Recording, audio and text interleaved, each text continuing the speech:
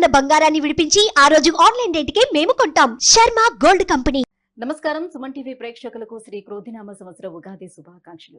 ఈ క్రోధినామ సంవత్సరం ద్వాదశ రాశుల వారికి ఏ రకంగా ఉండబోతుంది, ఈ ద్వాదశ రాశులలో నవనాయకులు ఎలా ఉన్నారు, ఎటువంటి ఫలితాన్ని ఇస్తున్నారు, వాటి ప్రభావం మనపై ఏ రకంగా ఉండబోతుంది, ఎటువంటి పరిహారాలు పాటించుకోవాలి, ఈ అంశాలను తెలియజేసేందుకు మనతో పాటు ఉన్నారు ప్రముఖ జ్యోతిష్య పండితులు బ్రహ్మశ్రీ నందిపట్ల శ్రీహరి శర్మ గారు.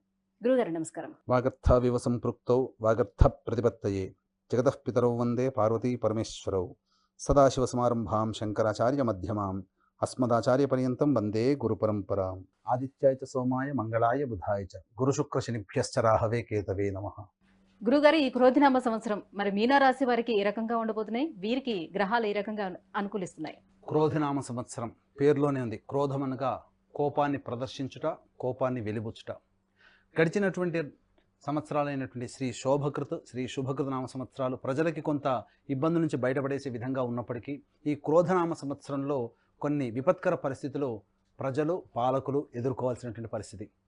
పాలించే పాలకుడు మంచివాడైతే ప్రజలు సుఖపడతారు, పాలించే పాలకులు చెడ్డవాడైతే ప్రజలు ఇక్కట్లు కష్టాలు పడక తప్పదు. ఈ క్రోధినామ సంవత్సరానికి పాలకుడైనటువంటి రాజుగా కుజుడు, సలహాలు సహాయ సహకారాలు అందించేటువంటి మంత్రిగా శని భగవాన్ ఉండడం, ఈ శని కుజులకు ఇద్దరికి కూడా పరస్పర వైరుధ్యం ఉండడం, కాబట్టి పాలకులు తీసుకున్నటువంటి నిర్ణయాలు అమలుపరిచేటువంటి విధానంలో న్యాయమూర్తులు, వీటిని ఆధారం చేసుకొని ప్రజలు సమన్వయ లోపం ఉండడం వల్ల కొన్ని ఇబ్బందికర పరిస్థితులు అనేటివి ప్రజలు ఎదుర్కొంటారు. ఖచ్చితంగా న్యాయానికి ప్రతీక కుజ భగవానుడు, అలాగే నిష్పక్షపాతానికి నిజాయితీకి ప్రతీక శని భగవానుడు. కాబట్టి ఈ ఇద్దరు కూడా వెరసి సూచించేది ఒకే వ్యవస్థ, న్యాయ వ్యవస్థ. ఖచ్చితంగా న్యాయ వ్యవస్థలో సమూలమైనటువంటి మార్పులు చేర్పులు చోటు చేసుకోబోతున్నాయి. అలాగే రాజ్యాంగ సవరణలు చేసేటువంటి అవకాశాలు, నూతన చట్టాలు అమలుపరిచే విధంగా కొన్ని పాలకులు నిర్ణయాలు తీసుకుంటారు. దీని ప్రభావం వలన కుజస్తంభనం ఏర్పడినప్పటి సమయం నుంచి, అనగా 21 అక్టోబర్ 2024 నుంచి 21 జనవరి 2025 వరకు, అలాగే శని బలహీనుడైనటువంటి సందర్భం, శని మౌఢ్యమైనటువంటి 23 ఫిబ్రవరి 2025 నుంచి 29 మార్చి 2025 వరకు ఉన్నటువంటి సమయంలో ప్రజలు కొంత ఆందోళన పడేటువంటి అవకాశాలు ఎక్కువగా ఉంటాయి. ప్రజలు ఆగ్రహ జ్వాలలు, నిరసన జ్వాలలు తెలియజేసే అవకాశం అయినప్పటికీ కూడా పాలకులు మొండి ధైర్యంతో ముందడుగు వేయడం వల్ల ఇది భవిష్యత్తుకి అందరికీ కూడా మంచి జరుగుతుందనేటువంటి ఉద్దేశం ప్రజలు కూడా అంగీకరించడం వల్ల ప్రజలు కూడా పాలకులు తీసుకున్నటువంటి నిర్ణయానికి ఆమోదయోగ్యాన్ని అందిస్తారని చెప్పవచ్చు. ఇక మీనరాశిలో జన్మించినటువంటి వ్యక్తులకి ఆదాయం 11, వ్యయం 5, రాజ్యపూజ్యం 2, అవమానం 4. అంటే ఆదాయము 11 అనగా 11 రూపాయలు సంపాదించినప్పటికీ కూడా ఖర్చు 5 రూపాయలు ఉంటుంది. మిగిలినటువంటి 6 రూపాయలని మీ యొక్క జీవితంలో అభివృద్ధికి, మీ కుటుంబ అభివృద్ధికి భవిష్యత్తులో దాచుకోవడం, అలాగా పెట్టుబడులు పెట్టడం అనేటువంటిది చేసుకోమని ఈ యొక్క పట్టిక ద్వారా తెలియజేయబడుతుంది. రాజ్యపూజ్యం 2, అవమానం 4 అన్నప్పుడు మీరు చేసేటువంటి ప్రతి పనిని మిమ్మల్ని పొగిడేవారు, అలాగే మిమ్మల్ని వెన్నుతట్టి ప్రోత్సహించేవారు ఇద్దరు ఉంటే, మీ ముందు నవ్వుతూ మాట్లాడి వెనకాల గోతులు తీసే వ్యక్తులు 4 ఉంటారు. కాబట్టి ఆ 4 పట్ల, వారి యొక్క పనుల పట్ల మీరు ఒకంత కన్నేసి ఉంచడం అనేటువంటిది చేసుకోమని యొక్క శాస్త్రం తెలియజేయబడుతుంది. ఇక గమనించుకున్నట్లయితే మీనరాశిలోని రాహు, వ్యయస్థానంలో శని భగవానుడు, అలాగే తృతీయంలో గురువు మరియు సప్తమంలో కేతు. ముఖ్యంగా ఈ యొక్క మీనరాశికి రాహు ప్రభావం అధికంగా ఉంటుంది. రాహు అనేటువంటి వాడు ఏంటంటే మాయాకారకుడు. రాహువు అయినా కేతు అయినా, రాహువు చెప్పి చేస్తాడు, కేతువు చెప్పకుండా చేస్తాడు.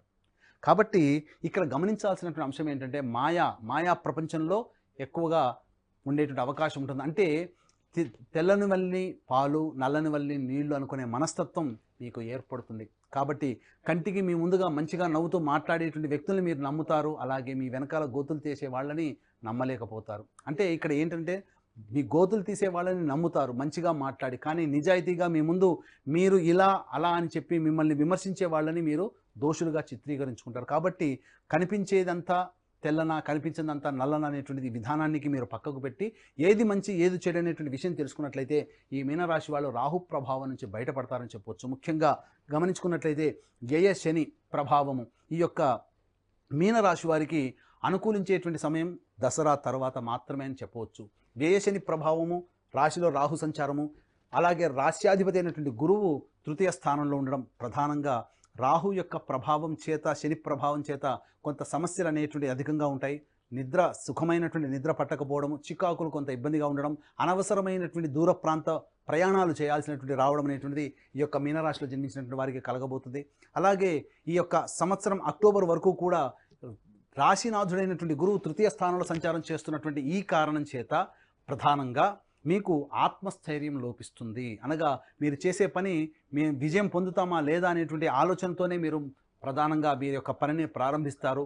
కానీ ఆలోచన అనేటువంటిది లేకుండానే దాన్ని మధ్యలో విడిచిపెట్టాల్సినటువంటి పరిస్థితులు ఏర్పడతాయి. కాబట్టి మొక్కవోని ధైర్యంతో ముందడుగు వేసిన భవిష్యత్తు అంతా ఆశాజనకంగా ఉంటుందనేటువంటి భావనతో చేపట్టినటువంటి కార్యక్రమాన్ని మీరు విడనాడకుండా ముందుకు సాగినట్లయితే అక్టోబర్ తర్వాత అద్భుతమైనటువంటి యోగదాయకమైనటువంటి స్థితి కలుగుతుందని చెప్పవచ్చు. ముఖ్యంగా గమనించుకున్నట్లయితే ధనాధిపతి భాగ్యాధిపతి అయినటువంటి కుజుడు పంచమ స్థానంలో కుజస్తంభన ఏర్పడేటువంటి సమయం 21 అక్టోబర్ నుంచి. ముఖ్యంగా మీనరాశిలో జన్మించినటువంటి వారు ఈ సమయం కోసం వేచి చూడండి. ఎందుకంటే 21 అక్టోబర్ నుంచి 21 జనవరి 2025 వరకు ఉన్నటువంటి సమయం కుజస్తంభనం ఏర్పడడం. ఈ కారణం చేత మీనరాశి వారికి మంచి యోగదాయకమైనటువంటి పరిస్థితి ఉంటుంది. సంతానపరమైనటువంటి అభివృద్ధి కలుగుతుంది. సంతానం యొక్క అభివృద్ధిని చూసి ఆనందించబడతారు. అలాగే మీకు ఎన్నాళ్ళ నుంచో ఎదురు చూస్తున్నటువంటి రాని బాకీలు వసూలు అవుతాయి. ధనపరమైనటువంటి సమస్యలు తీరిపోతాయి. అలాగే ఇంకా చెప్పాలి అంటే మీకు తల్లిదండ్రుల నుంచి వారసత్వ సంపదగా రావాల్సినటువంటి ఆస్తిపాస్తులు కావచ్చు, అలాగే తాత ముత్తాతల నుంచి ఎప్పటి నుంచో నలుగుతున్నటువంటి న్యాయవాద సమస్యలు ఏవైతే ఉంటాయో అవన్నీ కూడా కొలిక్కి వచ్చి మీకు అనుకూలంగా తీర్పు వెలువడేటువంటి అవకాశాలు ఎక్కువగా ఉంటాయని చెప్పొచ్చు. ఇక దాంపత్య స్థానంలో కేతుగ్రహ ప్రభావము, నూతన వ్యక్తుల యొక్క పరిచయాల పట్ల జాగ్రత్తలు పాటించండి. మత ఆచారాన్ని పాటించని వ్యక్తుల వల్ల మీకు ఎక్కువగా ఇబ్బందికర పరిస్థితులు ఎదురవుతాయని చెప్పవచ్చు. ప్రధానంగా రాహుకేతుల యొక్క ప్రభావం వలన జీవిత భాగస్వామితో కొంత ఇబ్బందికర పరిస్థితులు అక్టోబర్ లోపల ఏర్పడే అవకాశం ఉంటుంది. కాబట్టి మీరు జీవిత భాగస్వామితో ఆనందంగా గడిపేటువంటి విధంగా చేసుకుంటే మంచి జరుగుతుంది. అలాగే ఈ యొక్క మీనరాశిలో జన్మించినటువంటి వారికి రియల్ ఎస్టేట్ రంగంలో ఉన్నటువంటి వారికి చక్కటి ఆదాయం అనేటువంటిది అక్టోబర్ నుంచి ఏర్పడబోతుంది. కాబట్టి నూతన వెంచర్స్ ఏవైనా ఉన్నప్పటికీ కూడా దసరా తర్వాత ప్రారంభించే అవకాశం మీరు వీలు కల్పించుకోండి. అలాగే కేంద్ర రాష్ట్ర ప్రభుత్వాలకు సంబంధించి పనిచేసేటువంటి వ్యక్తులు మాయా ప్రభావానికి లోనవుతారు. కాబట్టి మీకు తెలియకుండానే మీ పేరు మీద ఇబ్బందికర పరిస్థితులు అనేటువంటి జరుగుతాయి. కాబట్టి ధనపరమైనటువంటి వ్యవహారాలు కానీ లేదా ఏదైనా కానీ వ్యవహారం జామీందారుగా ఉండడం లేదా ఎవరికైనా కానీ గ్యారంటీదారుగా ఉండడం అనేటువంటిది చేయకండి. మీరు చిక్కుల్లో పడతారు. అలాగే ఈ యొక్క మీనరాశిలో జన్మించినటువంటి బంగారు వెండి వ్యాపారస్తులు, అలాగే రెస్టారెంట్ బిజినెస్ చేసేవాళ్ళు, boarding and lodging and hotel నడిపేటువంటి వాళ్ళు, ఎఫ్ఎంసీజీ రంగంలో ఉన్నటువంటి వాళ్ళు, హోటల్ వ్యాపారస్తులు, అలాగే కిరాణా జనరల్ స్టోర్ నడిపేటువంటి వాళ్ళు, ఇంకా చెప్పాలంటే విద్యాలయ సంస్థలు నడిపేటువంటి వాళ్ళు, స్టీల్ సంబంధించినటువంటి వ్యాపారస్తులు, వీళ్ళందరూ కూడా జాగ్రత్తగా అక్టోబర్ తర్వాత మీరు చేసుకునేటువంటి వ్యాపార అభివృద్ధి కానీ లేదా ఇంకా నూతన బ్రాంచ్లు ఏర్పాటు చేసుకోవాలనుకుంటే అక్టోబర్ తర్వాత ఏర్పరచుకునేటువంటి ప్రయత్నం చేయండి. ముఖ్యంగా ఈ యొక్క కర్కాటక రాశిలో కుజ సంచారం జరుగుతున్నప్పుడు లాభాధిపతి మరియు వ్యయాధిపతి అయినటువంటి శని భగవాన్ని కంట్రోల్లో కుజుడు వెళ్ళిపోతాడు. ధనాధిపతి భాగ్యాధిపతి యొక్క కుజుని యొక్క కంట్రోల్లోకి వెళ్ళిపోతారు. కాబట్టి మీకు అన్ని రకాలుగా లాభమే అనేటువంటిది మీకు ఉంటుందని చెప్పవచ్చు. ముఖ్యంగా విద్యార్థులకి కొంత ప్రథమార్థంలో కొంతగా ఇబ్బందికర పరిస్థితులు ఎదురైనప్పటికీ కూడాను దసరా తర్వాత పుంజుకుంటారు. నూతన విద్యాలయాలలో మీకు చక్కటి ప్రవేశం అనేటువంటిది లభిస్తుందని చెప్పవచ్చు. అలాగే విదేశీ యానానికి చేసేటువంటి ప్రయత్నాలన్నీ కూడా కొలిక్కి వస్తాయి. అలాగే నూతన ఉద్యోగస్తులు కాస్త జాగ్రత్తలు పాటించినట్లయితే నూతన ఉద్యోగం కోసం మీరు ప్రయత్నం అక్టోబర్ తర్వాత చేసుకున్నట్లయితే మంచి శుభ ఫలితాలు పొందుతారని చెప్పవచ్చు. అలాగే ఈ యొక్క మీనరాశిలో జన్మించినటువంటి వారికి ప్రధానంగా ధాన్యాల దిగుబడి అనేటువంటిది అధికంగా ఉంటుంది. కాబట్టి ధాన్యం పంటలు వేసుకుంటే చాలా మంచిది.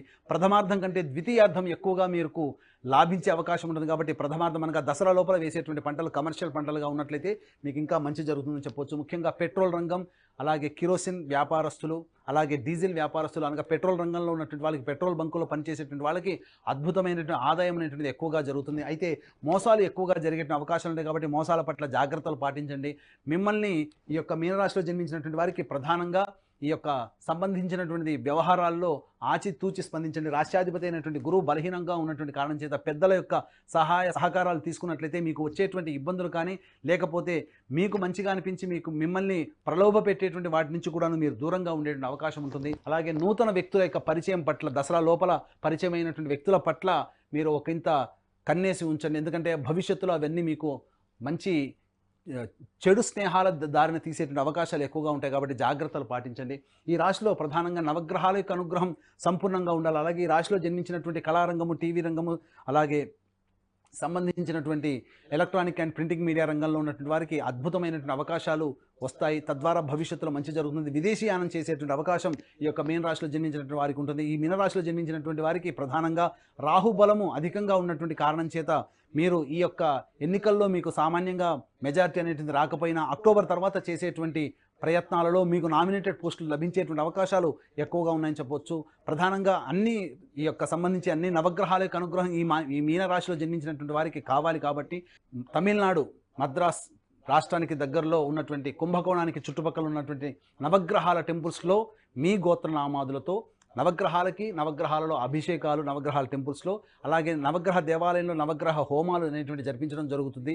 నవగ్రహాల యొక్క అనుగ్రహం మీకు సంపూర్ణంగా కలగాలనేటువంటి సదుద్దేశంతో, అలాగే వివాహం కావాల్సినటువంటి అబ్బాయిలకి అమ్మాయిలకి మరియు ఆరోగ్యం కోసం కఠినమైనటువంటి ఈ జటిలమైనటువంటి సమస్యల పరిష్కారం కోసం హోమాది కార్యక్రమాలు, అలాగే మీనరాశి వారు ఏలిన నాటి శని ప్రభావంలో ఉన్నారు కాబట్టి శని దోష పరిహారార్థమై హోమాది కార్యక్రమాలు జరిపించడం జరుగుతుంది. కాబట్టి అవకాశం ఉన్న వాళ్ళు కార్యక్రమ తదంతరం కాంటాక్ట్ చేసి పూర్తి వివరాలు తెలుసుకోవచ్చు. అలాగే తండ్రి వైపు 7 తరాలు, తల్లి వైపు 4 తరాలు ఏవైనా దుర్మరణాలు అనగా road accident, fire accident, suicide attempt, నదిలో బావిలో పడి చనిపోవడం, ఇంట్లోంచి వెళ్ళిపోవడం, లివర్ ఫెయిలే, కిడ్నీ ఫెయిలే, క్యాన్సర్తో చనిపోవడం, అలాగే 60 సంవత్సరాల లోపల ఈ విధంగా చనిపోయినా, మీ కుటుంబ సభ్యులు కులాంతర మతాంతర వివాహాలు చేసుకున్నా, మీ కుటుంబంలోని వ్యక్తులకి వివాహాలు కాకున్నా, దాంపత్య సమస్యలు ఎదురవుతున్నా, సంతానం కలగకున్నా, ఇవన్నీ కూడాను పితృదోషాలకి సంబంధించినవి. కాబట్టి ఈ పితృదోష నివారణార్థమే ప్రతి నెల మా పీఠం ఆధ్వర్యంలో పితృదోష నివారణ పూజలు, హోమాలు అనేటువంటి జరిపించడం జరుగుతుంది. కాబట్టి ఈ యొక్క పితృదోష నివారణలో పాల్గొనదలుచుకున్న వాళ్ళు కార్యక్రమ తదంతరం కాంటాక్ట్ చేసి పూర్తి వివరాలు తెలుసుకోవచ్చు.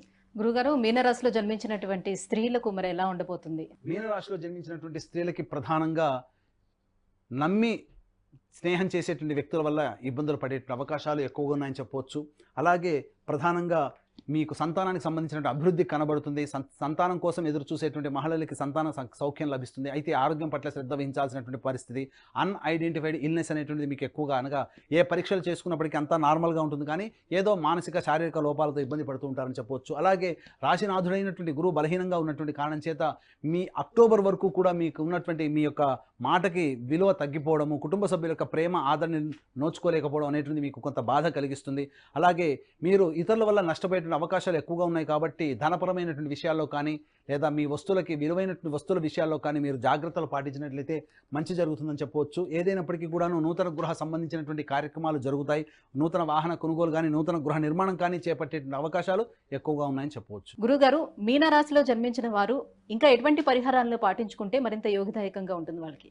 ప్రధానంగా ఈ యొక్క మీనరాశిలో జన్మించినటువంటి వారు సుబ్రహ్మణ్య స్వామి ఆరాధన బాగా చేసినట్లయితే మంచి జరుగుతుంది. ప్రతి మంగళవారం రోజున సుబ్రహ్మణ్య స్వామికి ఆవు పాలు, ఆవు నెయ్యి, తేనె ఈ మూడింటితో అభిషేకం జరిపించండి. ఇలా మీరు 7 వారాల పాటు చేసినట్లయితే మీకున్నటువంటి సమస్య పరిష్కారం అవుతుంది. ముఖ్యంగా మీరు ప్రతిరోజు కూడాను మీకు సులువైనటువంటి పరిహారం ఏంటంటే, దేవాలయానికి వెళ్ళినప్పుడు ఏదైనా ఉచిత సేవ చేయండి. లేకపోతే దేవాలయంలో ఎవరైనా కానీ పదార్థాలు, అనగా దైవ ప్రసాదము పెట్టిన తర్వాత చాలామంది ఈ కరివేపాకులు, అలాగే మిరపకాయలు ఉన్నటువంటివన్నీ కింద పడేస్తారు, మిగతాదంతా భుజిస్తారు. కానీ ఒకసారి ప్రసాదంగా పెట్టినటువంటిది ఏదైనా మంచైనా చెడైనా అది దైవ ప్రసాదమే. కాబట్టి కింద తొక్కేటువంటి అవకాశం ఎవరికి ఇవ్వకుండా అవన్నీ తీసి డస్ట్బిన్లో వేసి చేయి కడుక్కోండి. ఈ విధంగా చేసినట్లయితే గురుబలం అమాంతంగా పెరిగిపోతుంది. తద్వారా మీకున్నటువంటి పనులు మీకు తెలియకుండానే అనుకూలంగా జరిగిపోతాయని చెప్పొచ్చు. ఈ యొక్క మీన రాశిలో జన్మించినటువంటి వారికి అదృష్ట సంఖ్య 3, అదృష్ట వారము ఆదివారము, మంగళవారం. గురుగారు, మీనరాశి వారికి ఈ క్రోధినామ సంవత్సరం ఎలా ఉండబోతుంది, ఎటువంటి పరిహారాలను పాటించుకుంటే వాళ్ళకి బాగుంటుందనే విషయాన్ని తెలియజేసినందుకు ధన్యవాదాలండి. సర్వం శ్రీ ఉమామహేశ్వర పరబ్రహ్మార్పణమస్తు.